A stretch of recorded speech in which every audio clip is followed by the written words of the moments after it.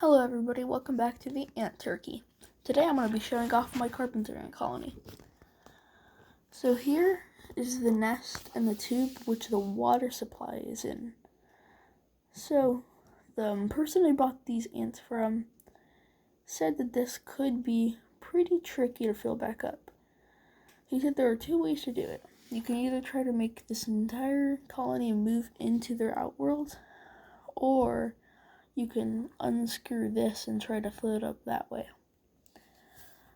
Now, since I don't really know any techniques to move this colony back into their outworld, so I'm gonna have to probably do the unscrewing away. However, this may be easier with this little handy tool that came in one of my Ants Canada nest sets.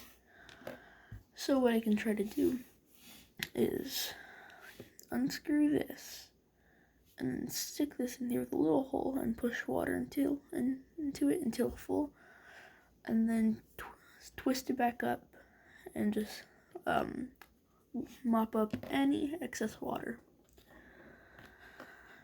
So I estimate there might be 30 to 40, maybe even 30 to 50 workers in this colony.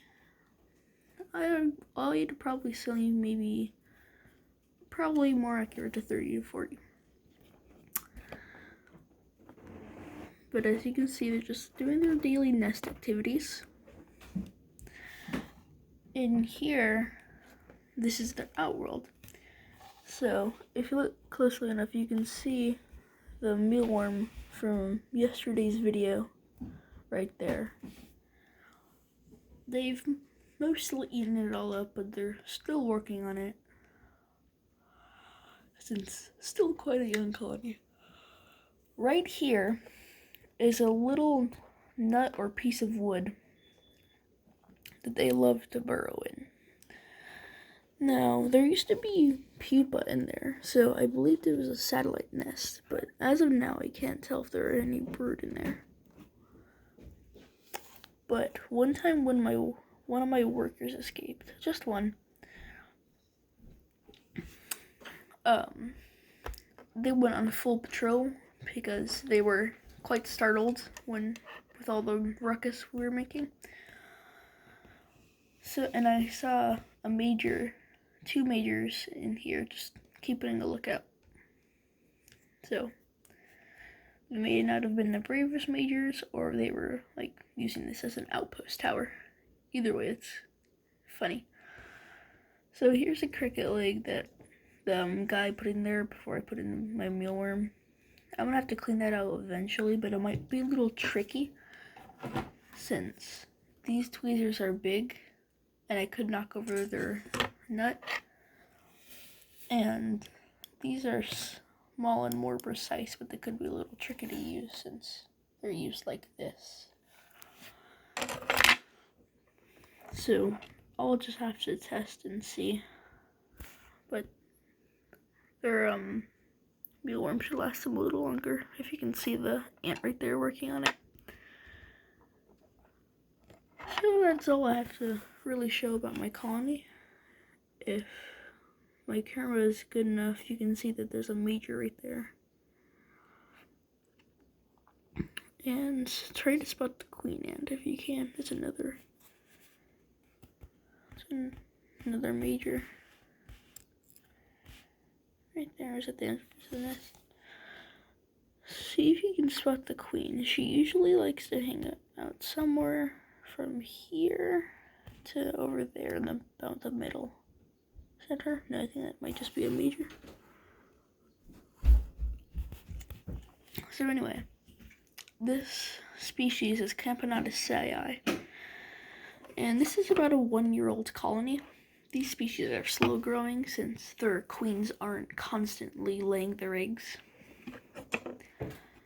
And since they're a little bit bigger, they take longer to develop from egg to worker. So this is about a year old. They'll hibernate this winter, probably in their bottle setup. And then once they get bigger, what I'm going to do is I'm going to attach this nest to somewhere on their bottle so that they can experience digging and live like pretty much naturally.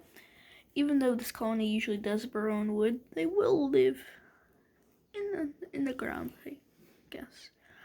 Now, most carpenter ant species fly from May to July, I believe. Or is it April to July? One of those. But it's usually from the spring to summertime. And it takes about 2 months for the queen to get her first worker. Once they get their first worker, you should wait a few days and then feed them a drop of honey. If they drink it, feed them honey for the rest of a week or two, and then you can put, like, for example, a cricket leg or a mealworm or a slice of mealworm or some source of protein. Some species will accept cooked meats or protein jelly or even wet dog and cat food. But feeder insects have the most protein and are the best for ants, in my opinion. Because not all species will accept those other protein sources. If your colony has majors already, you can feed them like nuts or almonds. And then those majors will use their big heads full of muscles to crush it up and feed to the rest of the colony. But the minors and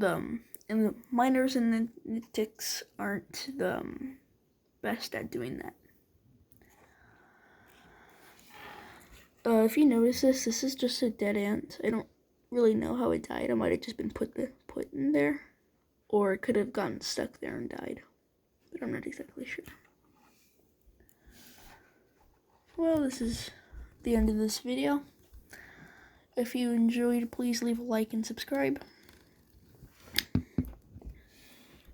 Go ahead and check out Adam's Crafts too. He makes good videos, in my opinion. So, that's all. Thank you for watching today's episode of The Ant Turkey. I'll see you later.